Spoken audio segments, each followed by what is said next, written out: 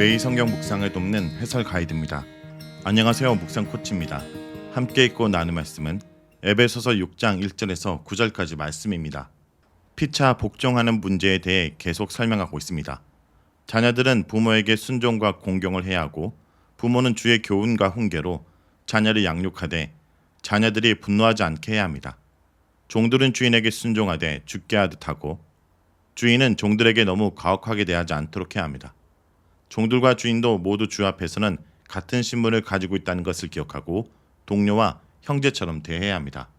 1절에서 9절 읽겠습니다. 자녀들아, 주 안에서 너희 부모에게 순종하라.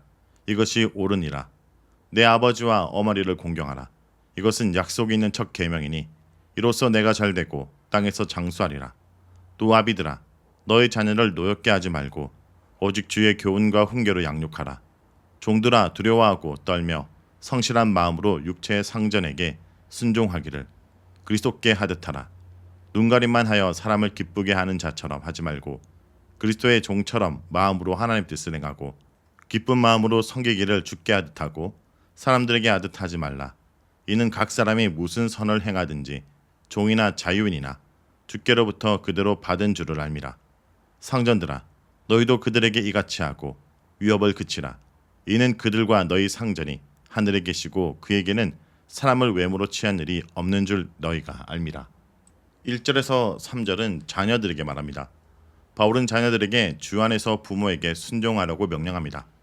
부모에게 순종하는 것이 주의 명령이기 때문에 순종하라는 뜻이기도 하고 부모에게 순종하는 것이 곧 주께 순종하는 것과 같은 것이란 뜻이기도 합니다. 이것은 하나님의 명령이기에 옳은 것이며 의로운 것입니다. 순종하라 라는 명령과 더불어 공경하라 라는 명령이 함께 주어집니다.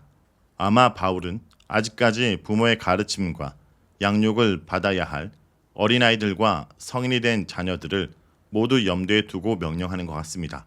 순종은 아직 부모로부터 교육을 받아야 할 자녀들에게 합당한 명령입니다.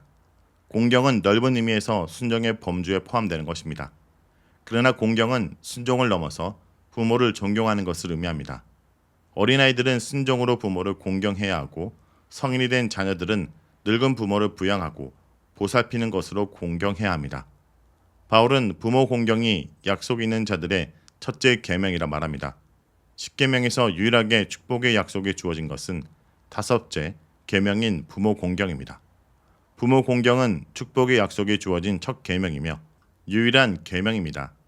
부모를 공경하는 자에게 주어진 약속은 땅에서 잘되고 장수하는 것입니다. 바울이 이렇게 부모 공경에 대해 강조했던 것은 아마도 부모를 잘 공경하지 않는 문제가 당시 사회 안에서 편만하게 존재하였기 때문일 것입니다. 바울은 종말의 특징 중 하나로 부모를 거역하는 일이 일어날 것이라 말합니다. 사실 피차 복종하라는 바울의 권면은 이제 때가 악한 종말의 시기가 되었다라는 긴박한 종말론적 인식에서 출발하고 있습니다. 4절은 아비들에게 말합니다. 피차 복종하는 것에 있어 아비들은 어떻게 하는 것이 자녀에게 복종하는 것이 될 수 있을까요? 사실 남편이 아내에게 혹은 부모가 자식에게 그리고 주인이 종에게 복종한다라는 말은 잘 어울리지 않는 표현입니다. 여기서 복종한다라는 것은 세상적 관점에서 명령과 복종의 개념이 아닙니다. 피차 서로의 필요를 위해 자신이 희생하고 헌신한다는 차원에서의 섬김을 의미하는 것입니다. 남편이 아내에게 복종하는 것은 아내가 원하는 헌신적인 사랑을 통해 표현됩니다. 아비가 자식에게 복종하는 것은 자식이 원하는 사랑과 자비로 교훈하고 양육하는 것입니다.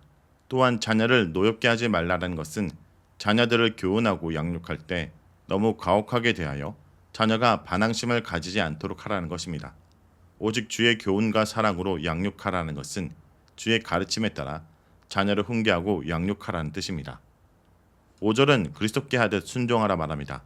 부모와 자식의 관계에 이어 이제 종과 주인의 관계에 대해 설명합니다. 노예 제도가 있었던 당시 상황에서 에베소 교회는 노예 출신들도 있었고 노예를 소유한 주인들도 있었습니다. 그런데 그리스도 안에서 한 형제가 되었다는 이유로 종들이 주인에 대한 태도를 안일하게 해서는 안 됩니다. 또한 주인이 종을 그리스도 안에서 한 형제로 대우해 준다고 해서 종이 주인에 대한 의무를 소홀히 해서도 안 됩니다. 바울은 종들에게 주인의 명령에 순종할 것에 대해 길게 자세히 설명하는데 이는 당시 종의 주인에 대한 태도가 잘못된 방향으로 가고 있음을 암시합니다. 바울은 빌레몬서에서 주인에 피해 도망쳐 온 오네시모를 다시 주인인 빌레몬에게 돌려보냅니다. 이처럼 종은 그리스도 안에서 자유인이 되었다 해서 자신의 신분을 망각하고 주인의 명령을 거역하며 경거히 행동해서는 안 됩니다. 따라서 바울은 두려워하고 떨면서 성실한 마음으로 주인에게 자신의 의무를 다하고 순종하려고 명령합니다. 성실한 마음은 둘로 갈라지지 않는 하나된 마음으로 주인에게 순종하라는 뜻입니다. 즉 그리스도를 섬긴다는 명분으로 육체의 상전에 대한 의무를 등한시해서는 안 되고 오히려 그리스도를 섬기듯이 더욱 주인을 잘 섬겨야 합니다. 6절에서 7절은 눈가림을 하지 말고 진실하게 하라입니다. 주인을 섬기는 종들의 태도에 대해 구체적으로 설명합니다. 주인이 볼 때에만 열심히 일하는 척 눈가림에 순종을 해서는 안 됩니다.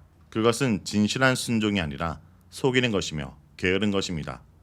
그렇게 해서 주인을 속일 수 있을지 몰라도 하나님을 속일 수는 없습니다. 그리스도의 종처럼 행하라는 것은 육신의 상전을 대하기를 마치 그리스도를 대하는 것처럼 하라는 뜻입니다. 즉 마음에서 우러나는 진심으로 순종하라는 뜻입니다. 바울은 육신의 상전들이 주와 같지 않다는 것을 잘 알고 있습니다. 주는 선하고 의로우시며 자비하신 분이지만 육신의 상전들은 그렇지 못합니다. 그럼에도 불구하고 육신의 상전에게 마치 그리스도께 하듯 진실하게 순종하라는 것은 그것이 하나님의 뜻이기 때문입니다. 하나님은 그리스도인들이 어떤 신분이나 상황에 있든지 항상 정직하고 진실하게 행하기를 원하고 있습니다. 8절은 행한 대로 받게 될 것이다 말합니다. 바울은 왜 종들이 육신의 상전에게 죽게 하듯 순종해야 하는지를 그 이유를 설명합니다. 그리스도인들이 세상에서 무엇을 하든지 주의 뜻에 따라 행한다면 그것은 곧 죽게 하는 것이 됩니다. 종이 주의 뜻에 따라 육신의 주인에게 순종하는 것은 주께 순종하는 것이 되며 주께서는 그들에게 상을 주실 것입니다. 그리스도 앞에서는 종이나 주인이나 모두 동일합니다. 종이라고 해서 자유인보다 못한 취급을 받지 않고 주인이라고 해서 종들보다 더 대우를 받는 것은 아닙니다. 오직 주께서는 각자가 선을 행한 대로 갚으시기 때문에 주인이 자신에게 어떻게 대하는지에 대해서는 신경 쓸 필요가 없습니다. 즉 주인이 종에게 선하게 대우하지 않는다고 해서 그것이 하나님의 뜻에 순종하는 데 걸림돌이 되어서는 안 됩니다. 그리스도인들은 상대방이 어떻게 하든 각자 자신에게 주어진 주의 뜻에 따라 행하기만 하면 됩니다. 9절은 주인들에게 말합니다. 바울은 주인도 종에게 이와 같이 하라라고 명령합니다. 여기서 이와 같이 하라는 것은 종에게 모든 일에 있어서 죽게 하듯 하라고 명령했던 것처럼 주인도 종을 대할 때 그러한 태도로 하라는 뜻입니다. 보통 종이 주인에게 기대하는 것은 냉정하고 가혹하게 대하지 않고 자비와 긍휼을 베풀어 주는 것입니다. 따라서 바울은 주인에게 종을 위협하지 말라라고 명령합니다. 바울은 여기서 주인도 그리스도 안에서 종이라는 신분을 기억하라 말합니다. 만약 자신이 그리스도의 종이라는 사실을 기억한다면 자신의 종에게 가혹하게 대하지는 않을 것입니다. 그리스도인들은 종이나 자유자나 모두 하나님의 종이란 같은 신분을 가지고 있습니다.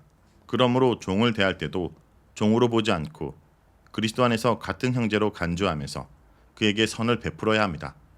왜냐하면 하나님은 종이나 자유자나 신분에 따라 구별하거나 차별하지 않으시고 오직 주의 뜻을 그가 행한 대로 갚으시는 분이기 때문입니다. 하나님 앞에서는 노예나 자유자나 종이나 주인이나 아무런 차이가 없으며 모두 한 하나님의 영을 받은 한 백성일 뿐입니다. 자, 여기까지가 에베소서 6장 1절에서 9절까지 말씀입니다. 오늘 말씀을 통해 우리는 무엇을 묵상하고 적용해야 할까요? 주님께서는 그리스도인들의 모든 관계를 주관하십니다. 그러므로 남편과 아내, 부모와 자녀, 주인과 종은 그들이 맺은 관계의 주님이신 그리스도를 인식하며 살아야 합니다. 우리가 무엇을 하든 사람에게 하지 말고 주께 하듯 해야 될 이유가 여기 있습니다. 성도 여러분, 오늘도 우리가 사람을 만날 때 함께 계신 주님을 기억하길 간절히 기도드립니다.